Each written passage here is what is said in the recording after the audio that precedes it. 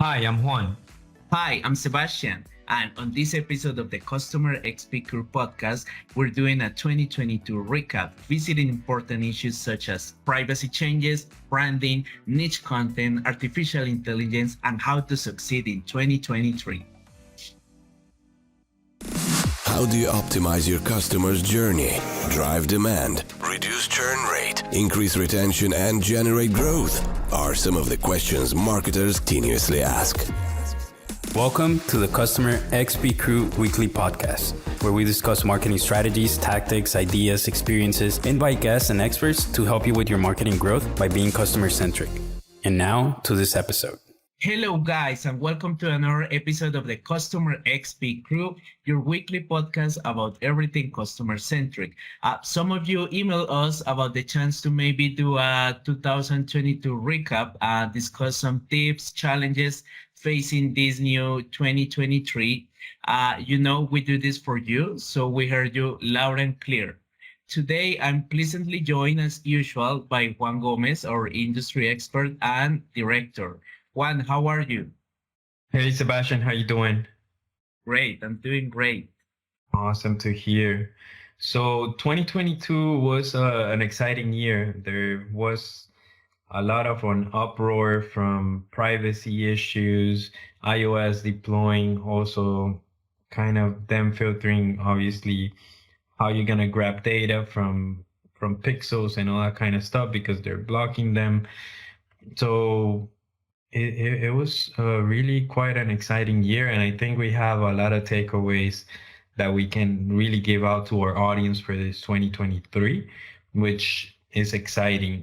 I want to start by saying 2023, in the midst of implementing all these privacy issues, the European Union becoming more privacy concerned with and all that kind of stuff, they implemented.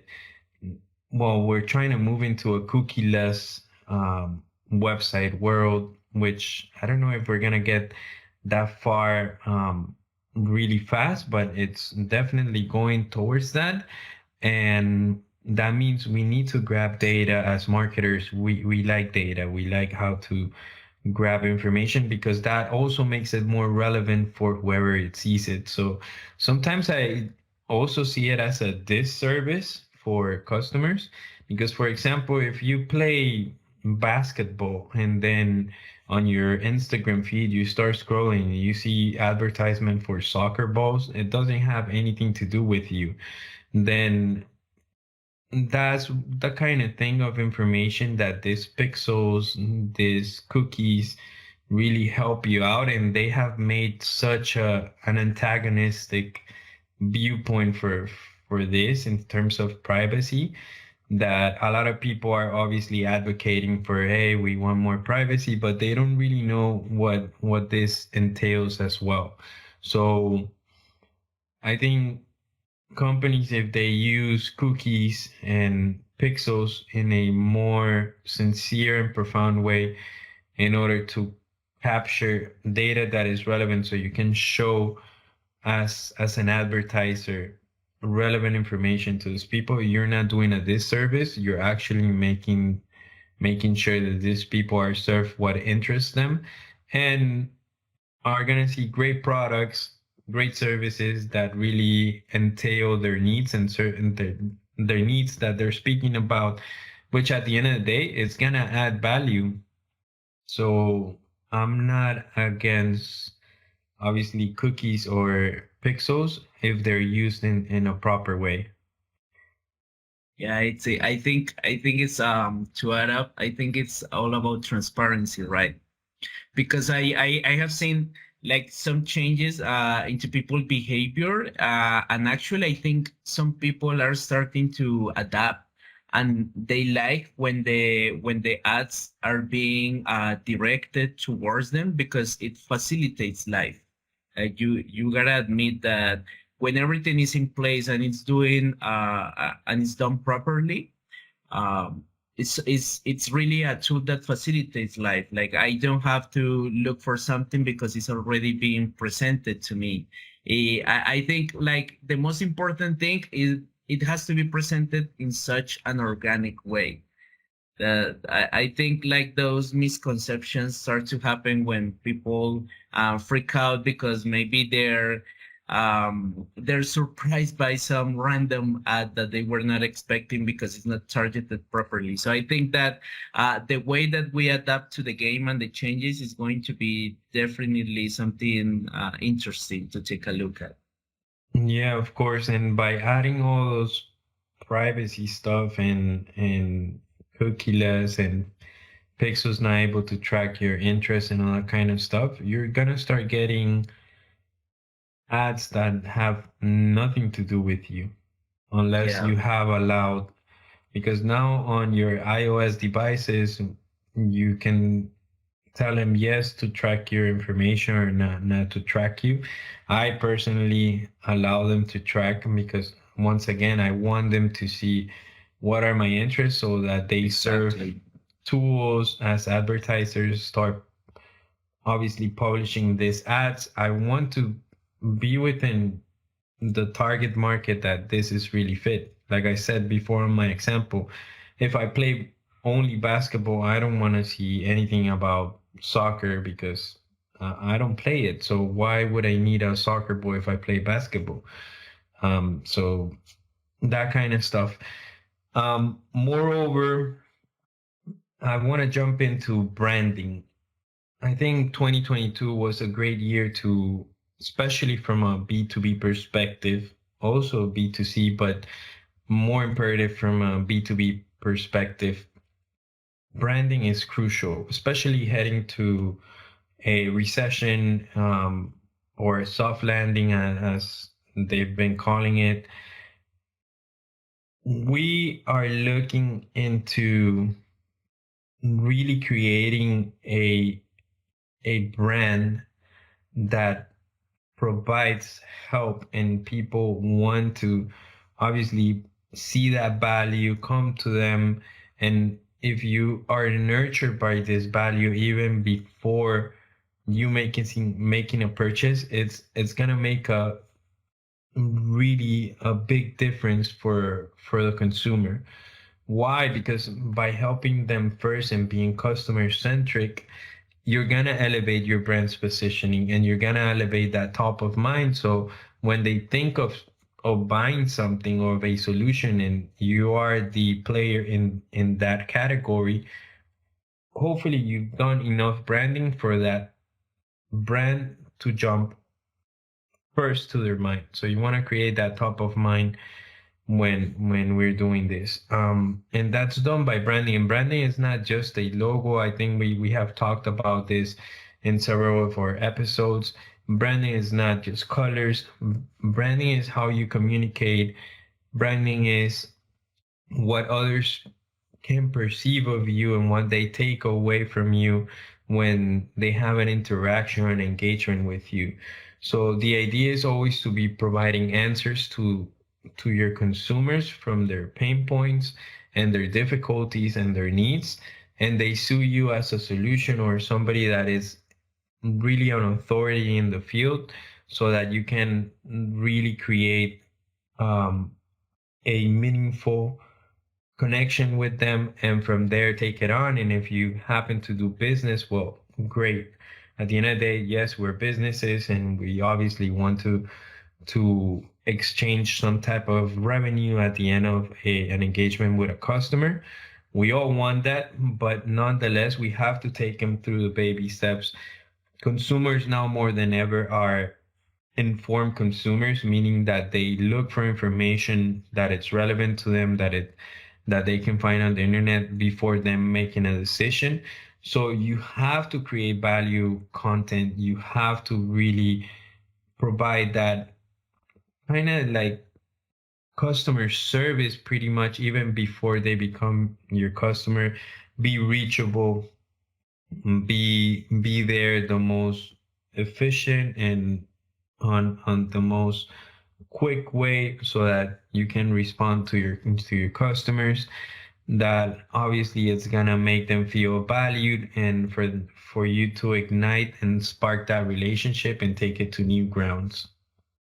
That's why I believe now that you mentioned a little bit about the soft landing, that's where the human touch plays a crucial role into this, because even as companies, when sometimes you have to make some budget cuts, it's going to be a completely new or different scenario when you are faced with a service of a brand that has helped you out in such an organic and human way, that you're going to think twice before doing some cuts, because you're going to think, hey, but these people really really care about me.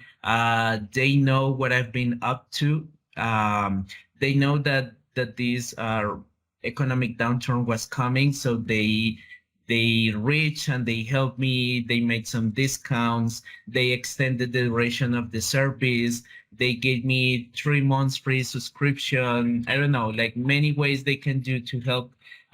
Trust me that people will always remember that. So that humane, even now that we are as technological as ever, like those human aspects play a crucial role into this. Yes, and companies might look into other recessions or other economic downturns as an example and see what your competitors did then. And if you're that company that still exists in these times, like look at what worked then and how you really leverage that to come out on top when that economic downturn was happening. And at the end of the day, what were some of your key strategies, key plays that you played, obviously, to make sure that your company came up on top? And if it didn't, make sure you don't do those mistakes again. So you have a more strategic approach into this.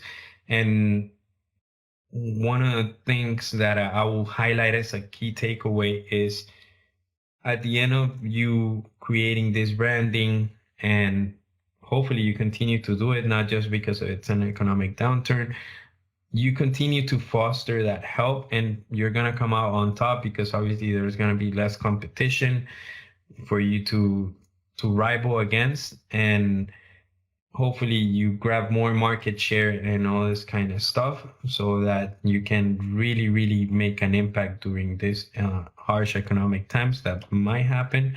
Some analysts are looking into it. Indicators somehow seem positive still, so in some areas. So I think we can pretty much say things are we might be heading into a recession, as we call it, but indicators are still looking very very positive. And we just want to make sure that you have the tool sets and everything, at least from our hands. You have everything in terms of blogs. We're publishing notes. We're publishing, follow us on Instagram, on LinkedIn, and all that kind of stuff, and our social media, to make sure that you don't miss any of this posts, which we try to provide value. We started to become our own customers not so long ago, because we were doing this for a lot of our customers, but we had not been doing it for ourselves. So again, we are trying to make that shift also from that paradigm of marketing agencies do great marketing for their clients, but they don't do it for themselves. So we want to separate from that, and we're doing it for ourselves, and we're becoming also of what we preach, we do. So pretty much it's here. And branding, again, it's important, not just because I carry a logo and a hat. It's just branding. This type of content is branding because we're providing a service. We're hopefully giving you enough valuable information that you can take away to your company and start applying it, or at least it kind of gives you a spark or a little idea in your mind that ignites something, so that you can change it within your company, so you can create better results. So by all means, you have to really be branding first. That's a conclusion in terms of this little point. It's branding first. You have to generate a better customer experience, and with this you're gonna augment the lifetime value of the of your customers, and at the end of the road, or this time period of economic downturn, hopefully you're gonna come out on top and you're gonna increase your revenue. If not, the most important metric that you can really think during a downturn is keeping existing clients and diminishing your churn rate. So if you're not growing, make sure that you're keeping your clients and slowing down your churn rate. That will be the ultimate objective for this economic time period. And I think the most critical point that we're going to make in this talk today.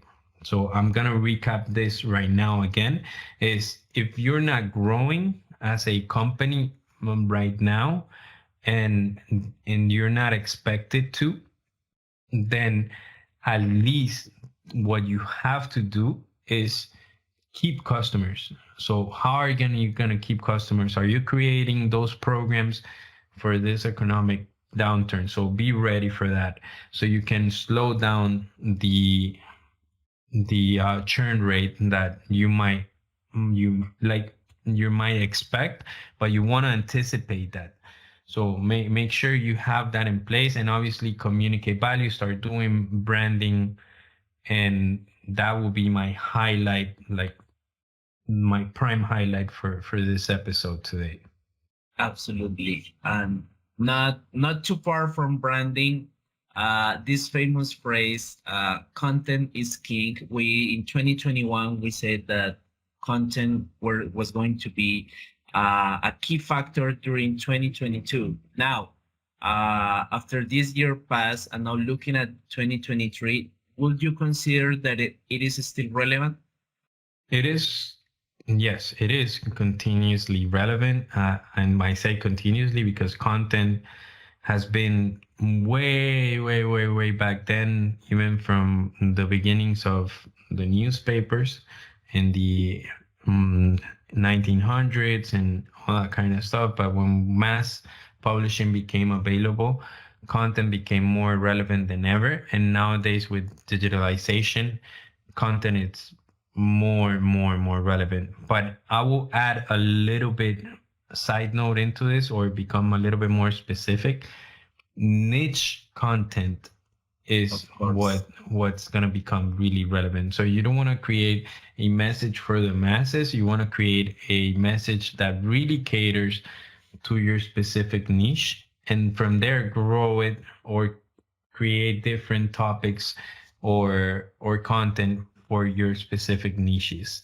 So like that, you can really create an authority for yourself in that specific segment of the industry.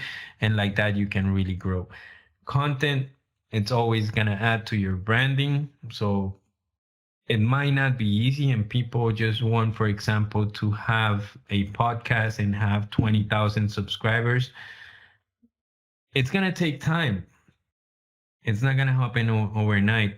We have been working on this over 2 months. We're not expecting to be with 20,000 views or anything like that. We're expecting 100 or a few like that. And from there, we're going to start promoting it and then creating more and more. So I'm being really real about this. Is obviously, if you have a bigger brand, our brand is newer and we're a new player. But if you've been a brand that has been more years, then you're gonna obviously create a lot more impact with just your creation of your content and a good execution that obviously will need to take in place. But content, it's really relevant and will continue to stay relevant in 2023. Exactly. They're like, if they say that content is king, we might say that consistency is queen. Because it's not about like the next day, everything out of magic is going to happen. You have to stay consistent. And I think that's where most people fail, because sometimes they don't see immediate results, so they give up. No, trust me, you have to stay consistent. Yeah, and we see that at many firms. Many firms, they ask their marketing department to push out content. They start pushing it out. Then they don't see an immediate spike on results, and then they're like, okay, let's change it. And that's not the way to handle it. You have to go back and see, okay, what modification we make. Yes, they neglect some important items of data because they just see like the big numbers, but you have to really look into it because even if you don't see like big numbers coming up, there might be some key elements that you can identify and analyze and adjust accordingly. You have to have continuous improvement, obviously, and you have to look at data, yes, but like you said, it's not just the end factor. It's like what's our journey through this? Where are we learning? Okay, we did this, we started at the bottom, now we did this. Is it growing or it's not growing? Is it making an impact? And if after iterations you're still not making an impact, then all right, make sure you pivot and move on to the next thing. But never like leave it alone. You're always trying to create little pivots to make sure iterations and pivots to make sure that you're consistent. And obviously it takes a realm of results, and it really takes a team to push this forward. So another thing is just publishing nowadays in social media and hopefully it becomes viral. That's not going to work. You have to have a distribution strategy behind it in order for it to work, because if not, it's not going to take off. I mean, you're one little pixel in the sea. You're a little, I don't know, fish or a plankton in this deep, vast ocean.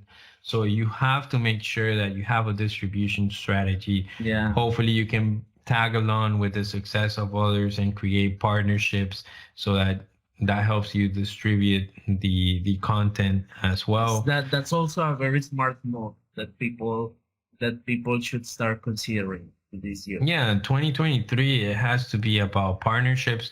In economic downturns, if you as a company create partnerships that help your product be out with other key players in the industry, and it creates a really good, and people embrace it, and it really creates a good relationship between the two companies that it favors the consumer. Obviously, it's gonna make a world difference for the consumer, and it's gonna be an offer that they cannot turn away. So partnerships, branding. Another key topic that I really want to make sure that we cover today is emails. So a lot of the audience that you have created on YouTube or any social media, Instagram, TikTok, Twitter, Facebook, it really doesn't matter at the end of the day, because yeah, it's great to cultivate it. It's great to grow it. But that audience is never yours. And that's why what I mean, it doesn't really matter, because the audience is really whatever platform there is in that segment, those group of people. You can never like really grasp it. It's never graspable for you. You cannot really grab it. It's not tangible whatsoever. And what you really can grab and what you really can manage, and you can really decide if, okay, I'm going to send and blast to everybody here and everybody's going to get the message, is email marketing. If you have email addresses or SMS marketing as well. So anything that you really have customer data and a contact point for them, you're really gonna, it's gonna be more crucial than ever this year. So we might be also seeing a lot of that, of companies really rolling back into email marketing and making sure that it's also a prime tool, not just social media and these other tools, marketing tools that we have. But email marketing also becomes another key piece of marketing in 2023. So you continuously deliver the messages you want, whenever you want, wherever you want, pretty much. And do you think that the tools that are available in this moment to perform email marketing are enough? Or would you say, and now with the rise of AI, it's going to maybe stimulate the creation of some new tools to perform email marketing this year?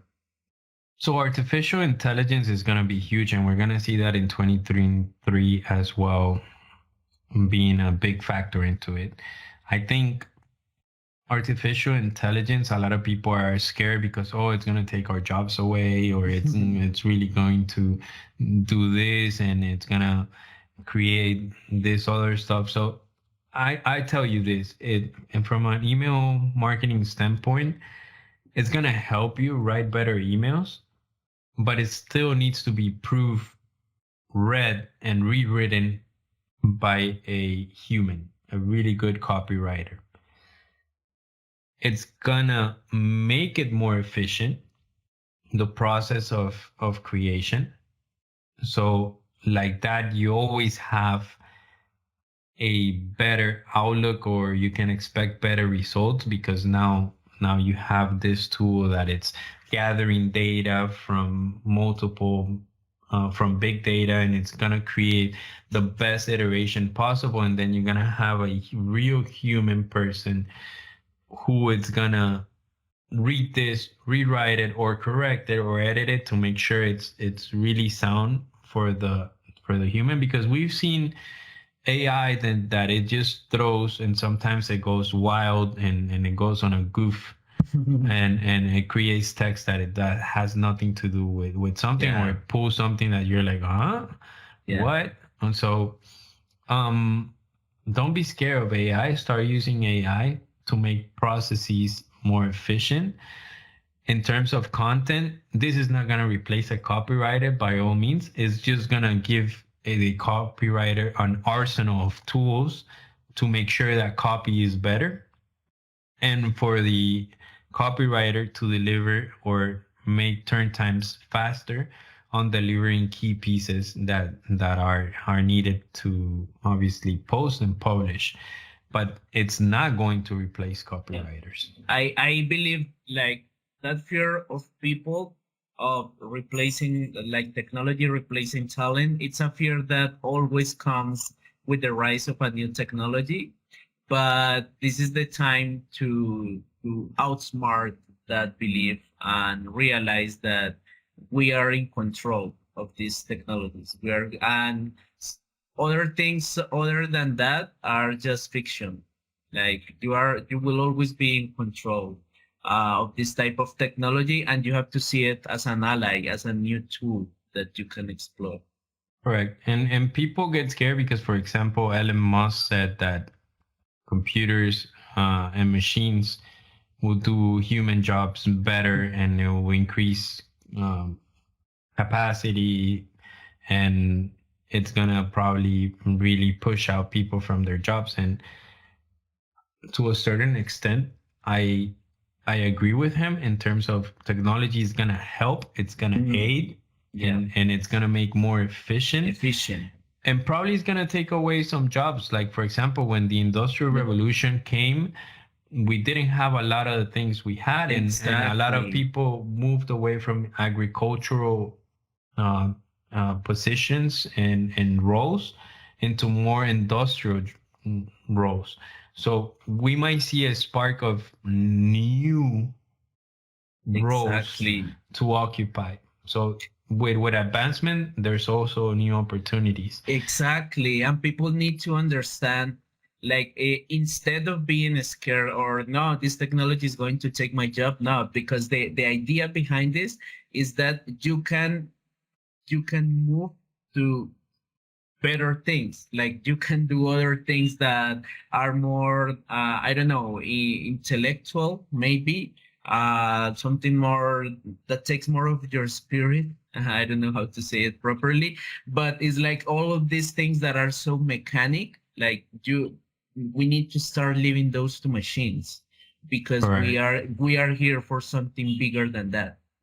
So yeah, that's one of the things that I think you point out correctly is with technology advancements and artificial intelligence and machines doing a lot of the mechanical things or repetitive tasks that are being done normally by other humans, pretty much those are gonna get replaced by robots and machines and all that kind of stuff. But that's also an opportunity for people to give and educate themselves more, because the jobs in the future are going to be more from an intellectual capacity Exactly.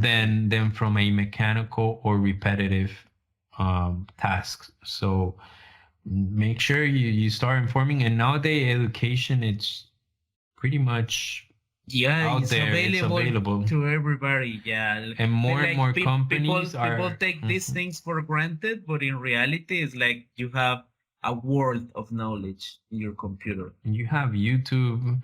You can learn out of YouTube. I have my cousin who learned how to play a piano just out of watching YouTube videos, Yeah. and the guy is it's amazing.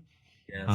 So I'm telling you, there's like a breath of wisdom out there for Yes. free that you can really grab.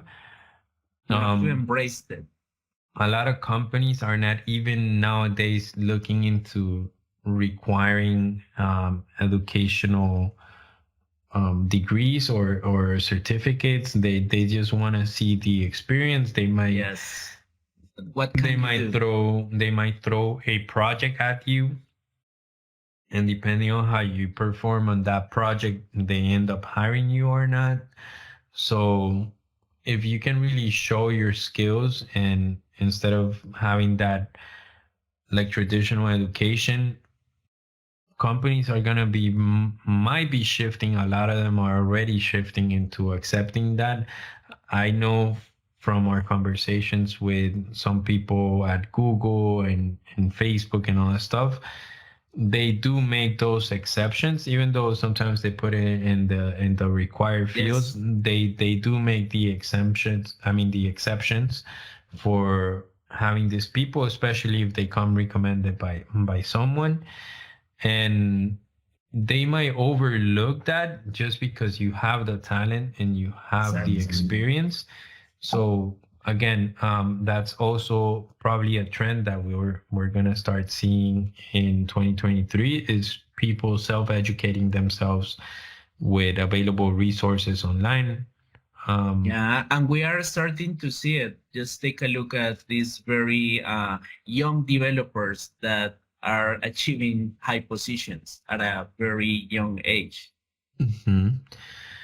So I think 2023 is going to be an exciting year as well. A lot of challenges, like how are you going to penetrate your market? How are you going to distribute?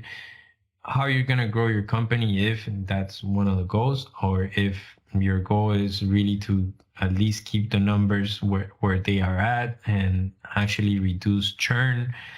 Um, that might be, I mean, it's going to be a challenging year. It's going to be an exciting one. I think us as humans, as a race, we always seek to evolve. And despite the conditions that we're facing, so it's going to be an exciting year, by Yeah. all means. Do you consider finally that social platforms are going to change in the way that people interact with them? After what happened with Twitter, some people say that people are maybe starting to use less Facebook in a personal way and more in a business way. YouTube, or do you think there is a new platform that is going to come and win over all of them? Or people are maybe just going to stick to video content now with the triumph of TikTok and short videos from YouTube? Well, we've seen a trend. Videos are the norm, and they're gonna stay until we create some media type that is better than video. Um, it's really efficient. Like, it's really entertaining. It's easy to grab the information. It nowadays with broadband speeds on your phone, it's You can see it wherever you are. You can share it, so it's easy. And that's not gonna go away. I think video will continue to be the biggest media form that should be created, and especially in short formats. But there's also a space for long format video content, because YouTube continues to grow in numbers, and you can still see that there. IGTV didn't work, for example, and Instagram was not there for it. They failed at that, but now with Reels, they're seeing a spike. Exactly. Just by creating competition to TikTok. We're seeing new entrants into social platforms being created, and a division of use between the platforms, which before it was like the biggest player was Instagram and Facebook. Yeah. Nowadays, you have a bigger division of platforms and resources out there to grab your content. And people are fragmenting their use of social media platforms according to whatever they want to see and the type of content they want to see. I think we will continue to see fractional content and usage of platforms. So TikTok is going to be used by a brand for this, while LinkedIn is more for professional. Facebook might have a mist of everything and all that kind of stuff. Do you think I have a very good question? Do you think this year is going to be the year where we finally get to see some more measurable or tangible results with the attempts or tests or tries that companies have been doing with the metaverse? Do you think it's going to work, or we might have to wait a couple more years to start seeing some things because people might be still reluctant? I know some people say like the metaverse could be the next iteration of the internet as we know it. Some people, augmented reality and the metaverse, it's really something that I think virtual reality and augmented reality, it's gonna have its place. I don't think 2023 it's still the year for it. I think there's gonna be some early adopters still to it, but it's not gonna be a mass usage as of yet. And you can see it because, for example, Facebook changed their name and everything was poured into this, while users are still, I'm not saying reluctant, but like you need to have this device that it's like $300 just to get into the metaverse. Yeah. And I don't know if people are seeing the value yet. And again, it might come in time, probably for some early adopters. Especially, I've seen some entrepreneurs and companies be really creative using this. So, for example, I saw a company from Chile that created a manual for, it's pretty much like a workshop where you train how to operate a caterpillar, like this big machines, this construction machines, and they put a simulator for this, and you're pretty much in it, and you have to put different, you're like put it's into, a real thing. yes, and you put into different situations where they're testing you how to react like if it was real world. So thankfully this is virtual world. So for training and stuff like that, I see that there's a really greater rate of adoption. I think firefighters, police departments, all this kind of construction, all this kind of industries, medicine, all this kind of things are gonna be, pilots or are gonna be using this. Is gonna be very beneficial in terms for them to train and to make sure that they have a better life experience than when it comes to real life. They know how to operate, how to react instead of waiting for it to happen and just have your knowledge here and let it become muscle memory and all that kind of stuff. So there's some room for that to happen, but like I said, for mass consumers, I still think it's early, and we might need a little bit more time in order for that to start really coming home to everybody. Yeah, because we need to see more of it, like the value, and then there's also the education part where people start to adapt to the technology. Correct. And again, that's nowhere as positive for that to happen. Oculus are not being those units are not being sold as estimated, and Yes. and it's because I think it's still early. Like Yeah. I said, is there's gonna be a room for it. There's gonna be obviously what I just described is something that it's being used for, and it's a really unique use.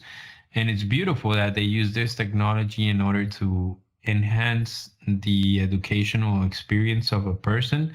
So when they're out in the real world, they don't make any mistakes. It's true. So from an educational perspective, I think it's really good, and it's gonna have a really good opportunity. But other than that, I think for mass consumers, it is something that might not be as relevant. So huge players for this year are going to be content, branding, privacy, data, artificial intelligence. Am I missing something else? Um, like I said, just reducing churn rate. It's gonna be key for this year. I think every year you should have that in mind, but this year more than ever, or for every economic downturn where you're gonna have a lot of people trying to quit, like you should have some type of program that at least it tries to keep some revenue from those users, and you can have recession programs that are special just because of this economic downturn, as we covered in another episode that we did. So I think And that's it. even if nothing big happens, like people should still have a recession program. Like if you usually have plan A, plan B, this year you should have plan C, plan D. Yeah, absolutely. So just to recap, as you said, 2023 is going to be a wealth of challenge for marketers, as more privacy features and security from browsers and from phones are being activated. So from a marketing standpoint, they're making our job harder to reach people, or at least do it in an efficient way. That's where email is going to become very relevant. Obviously, branding, it's huge and continue to provide value. You like try to, if you're a new entrant, try to pick one or two platforms, become very good at them, and then start venturing yourself into the other ones. If you try to do all of them at once, you probably are going to fail miserably, unless you have a big team behind you to push it out to every single one and have different type of contents for every single type of platform. I think again, if you focus on reducing your churn rate and improving your customer experience, that alone is going to give you a great result for 2023. And just be challenged every day, because this year is gonna probably require a lot of efforts from different teams, collaborate so that you become a better entity, and you arrive at those OKRs and those key results, and you knock it out of the park. Absolutely. Awesome, Juan. And that's a wrap. Thank you so much, Juan, for today's lesson. And thanks to our audience. Let me also remind you that we are now on the hottest streaming podcast platforms. You can find us on Spotify, on Google Play, and Apple Music Podcasts. So you can look for us as the Customer XP Crew podcast. Please join, like, subscribe, and stay tuned for the next episode. See you next week. Bye bye.